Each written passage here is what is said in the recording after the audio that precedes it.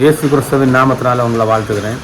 இந்த நாளில் ஒரு வருத்தத்துக்குரிய ஒரு காரியமும் பாரத்தோடு ஒரு காரியமும் சொல்லும்படியாக நான் வந்திருக்கிறேன். ஆனால் இந்த நாட்களில் நம்மளை சுற்றி அநேக காரியங்கள் நடந்து கொண்டிருக்கிறது. குறிப்பாக மரணங்கள். இன்னும் சொல்லாமல் அந்த மரணம் எப்படி இருக்குன்னா, ஒரு குடிப்பழக்கத்துக்கோ ஒரு ட்ரக் அடிக்டோ இல்லைன்னா ஏதோ ஒரு காரியத்தினால அவங்க சரீரங்களை மோசமாக்கி நடக்கிற மரணங்கள் அநேகமாக இருக்கிறது. அது யூத்தாக இருக்கட்டும், பெரியவங்களாக இருக்கட்டும், நண்பர்கள், உற்றார் உறவினர்கள் யாராக இருந்தாலும் அது நம்மளை சுற்றி நம்ம இருக்கிறோம். நம்மளை இருதயத்தை ரொம்ப பாதிக்குது. இன்னும் சொல்லுவாங்க, நம்மளை சேர்ந்து இருந்தவங்க நம்ம கூட இல்லாத இருக்கிற நேரம் அதுக்குள்ள வருத்தம் நம்மளை நல்லா தாக்குது. அது கண்டிப்பாக எல்லோரும் அனுபவிச்சிருக்கீங்க. அது அப்பாவாக இருக்கட்டும், பிள்ளைகளாக இருக்கட்டும், நண்பர்கள், உற்றார் உறவினர்கள் ஆகிடுவோம்.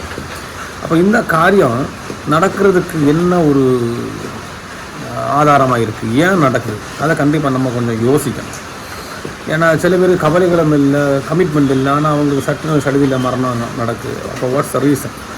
இதில் பேரண்ட்ஸ் என்ன பண்ணலாம், இல்லைன்னா மூத்தவர்கள் நம்ம என்ன பண்ணலாம், இன்னும் சொல்ல போனால் தேவனை அறிந்தவர்கள் நம்ம என்ன பண்ணலாம்னுள்ளதை கண்டிப்பாக சிந்திக்கணும். அதை நம்ம அசால்ட்டாக விட்டால் கொடுக்கப்பட்ட வாழ்க்கை ஒன்று, கொடுக்கப்பட்ட நேரங்களும் கொடுக்கப்பட்ட வயசும் ஒருக்காதான்.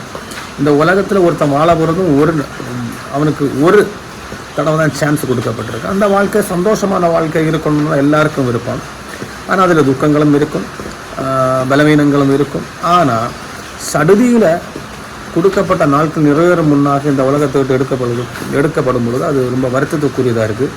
அது நாம் செய்கிற தவறுகள்னால் அது நடக்கும் பொழுது இன்னும் மனதுக்கு சஞ்சலாகமாக இருக்கிறது. இதுக்கு யோவான் 10:10 கொடுத்துருக்கு, நானும் அவைகளுக்கு ஜீவன் உண்டாக இருக்கவும் அவைகள் பரிபூர்ணப்படவும் வந்தேன் என்று இயேசு கிறிஸ்து சொல்கிறார். அப்போ இயேசு கிறிஸ்து மட்டும்தான் ஒரு ஆளுக்கு ஜீவனை கொடுக்க முடியும். அந்த ஜீவன் ஃபுல்ஃபில்லாக இருக்க முடியும்.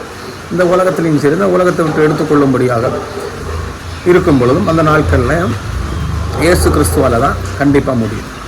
அப்போ அவங்களுக்கு ஜீவன் கொடுக்க வருகிறவன் சொல்கிற நேரம் இன்னொரு வாழ்க்கையின் ஒரு அனுபவம் நம்ம லைஃப்பில் இன்னொரு ஃபேஸஸ் இருக்குல்ல. எல்லோரும் கஷ்டத்தோடு இருக்கிறவங்கள இல்லை, ஜீவனுள்ள ஒரு வாழ்க்கை இருக்கிறது. நம்ம என்ன நினைக்கிறோம், இந்த வாழ்க்கையில் இது கஷ்டம் நஷ்டம் இதெல்லாம் பார்த்துட்டு ஒரு நாள் இந்த உலகத்தை விட்டு சென்றால் நம்ம நேர பரலோகத்தில் போய் விழுந்துருவோம் நம்ம நினைக்கிறோம். அதில் ஜீவனுக்கு செல்லணும்னா இயேசு கிறிஸ்துக்கிட்ட வந்தால் தான் முடியும். எனக்கு தெரிஞ்ச நிறைய நண்பர்கள், நிறைய தெரிஞ்சவங்க இயேசு கிறிஸ்துவ அறியாமல் சொந்தமாக அவங்களா ஒரு வாழ்க்கையை செய்கிறாங்க. அவங்களா அவங்க உடம்பை கெடுத்துட்டு அவங்க மறிக்கிறாங்க. நான் என்ன சொல்லுவேன்னா, அவங்க போய் விழுற இடம் பாதாளமாக இருக்குது, எரி நரகத்தில் விழுறாங்க. அங்கே ஜீவன் கிடையாது. இதுக்கு மேலே கஷ்டம்தான். இந்த உலகமே கஷ்டம்னு சொல்லி நிறைய பேர் என்ன பண்ணுறாங்க, துக்கத்தோடு இருக்கிறாங்க.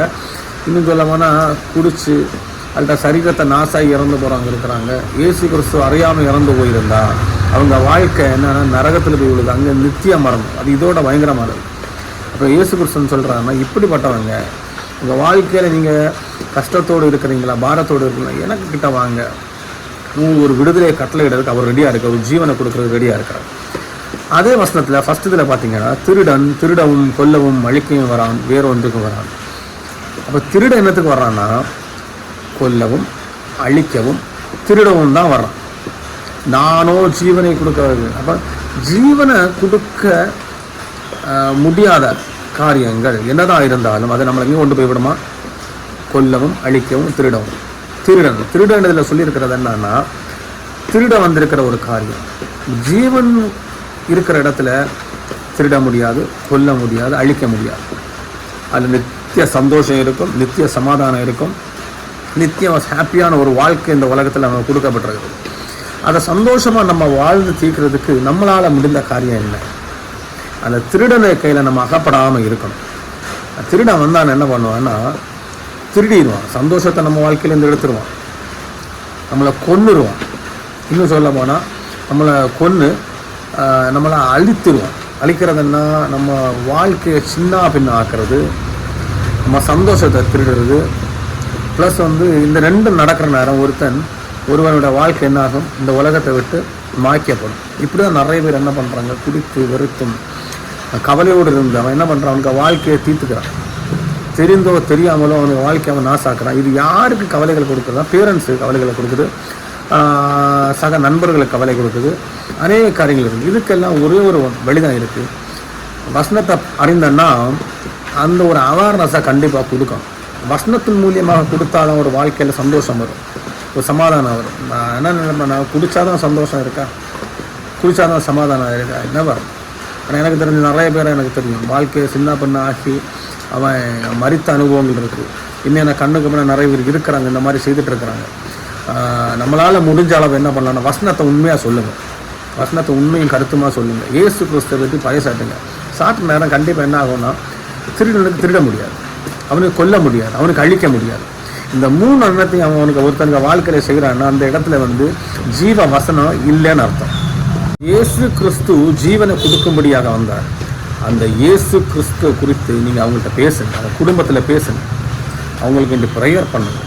இன்னும் சொல்ல போனால் அன்பு சகோதரர்களே, நண்பர்களே, எனக்கு தெரிஞ்சவங்க, உற்றார் உணர்வுகளே, ஒன்று சொல்லுவேன், இந்த உலகத்தை சார்ந்து உங்கள் ஓட்டம் இருந்துச்சுன்னா இந்த உலகத்துக்கு அதிபதியாக இருக்கிறவன் பிசாசு. அவன் என்ன பண்ணுவான்னா, உங்கள்கிட்ட இருக்கிற நன்மையான காரியங்கள் எல்லாம் திருடிடுவான். உங்கள்கிட்ட ஒன்று திருட்டு போச்சுன்னா ஆட்டோமேட்டிக்காக என்ன ஆகும், இங்கே உங்கள் மனம் சஞ்சலப்படும். அடுத்தது உங்கள் சந்தோஷத்தை அழிச்சிடுவான். ஏன்னா உங்கள்கிட்ட ஒரு பொருளை சந்தோஷத்தை எடுத்தான்னா உங்கள் வாழ்க்கையில் சந்தோஷம் இருக்கா, சமாதானத்தை எடுத்தான்னா உங்கள் வாழ்க்கையில் சமாதானம் இருக்கா. உங்கள் குடும்பத்தில் உள்ள எல்லா இதையும் அழிச்சிடுவோம். உங்கள் தேவையான உங்களுக்கு டிக்னிட்டி, உங்கள் படிப்பு, உங்கள் அந்தஸ்து, உங்கள் மைண்டே உங்கள் கண்ட்ரோலில் இருக்காது. இந்த உலகத்தை சார்ந்து ஓடிட்டே இருப்பீங்க. மனுஷன் யாரும் சப்போர்ட் பண்ண மாட்டாங்க. நம்ம சரீரத்தை நம்மளே கெடுத்துட்டு இருக்கோம். அது நீங்கள் தெரிஞ்சோ தெரியாமலோ செய்கிறது. அப்போ திருடன் உங்கள்கிட்ட அதெல்லாம் எடுத்துருவான். கடைசியாக என்ன பண்ணுவான்னா, உங்களை இந்த உலகத்தை விட்டு போகும்படியாக ஒரு சிந்தனையை கொண்டு வருவோம். இல்லைன்னா நம்ம சரீரத்தை அழிச்சிடுவோம். நம்ம சரீரத்தில் பலன் போச்சுன்னா நம்ம இறந்து போயிடும். இப்போ அந்த மாதிரி சூழ்நிலை கொடுக்குறாங்க. உங்கள் குடும்பத்தில் சமாதானம் இருக்காது, பேரண்ட்ஸுக்கு ஒரு சமாதானம் இருக்காது, அவங்க வாழ்க்கையில் சந்தோஷம் இருக்காது. அப்போ இதுக்கு நம்ம சிக்காமல் இருக்கிறதுக்கு கண்டிப்பாக இயேசு கிறிஸ்துக்கிட்ட வாங்க. நல்ல ஒரு ஐக்கியத்தோடு இருங்க, வசனத்தை நல்லா படியுங்க, நல்ல கூட்டுக்கட்டில் உங்கள் லைஃப்பை கொண்டு போங்க. பேரண்ட்ஸோடு இருங்க, நீங்கள் பிள்ளைகளோடு இருங்க. பரஸ்பரம் ஒரு நல்ல ஒரு அன்பு இருக்கட்டும்.